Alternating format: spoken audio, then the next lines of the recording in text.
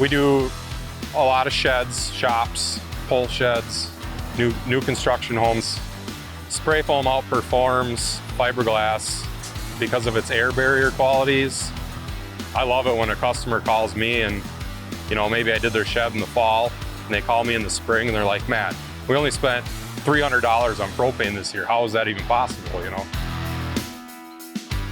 Half the battle's won that they know what insulation is, Now we just teach them to replace insulation with spray foam. It seals everything up tight.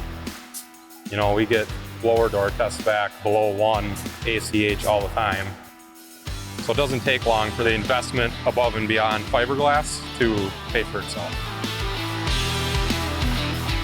Spray foam's market share is pretty small considering, and Graco's in a unique position to develop new equipment to support the growth of our young industry that's growing very fast. When I got started, did I think I was going to be field testing equipment? No. It's cool. I get to see the latest and greatest stuff.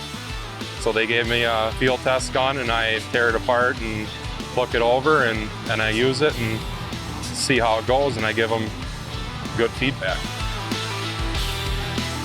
They're making things more foolproof every time they come out with something new, whether it's ratio assurance or these new guns that are quicker and easier to rebuild.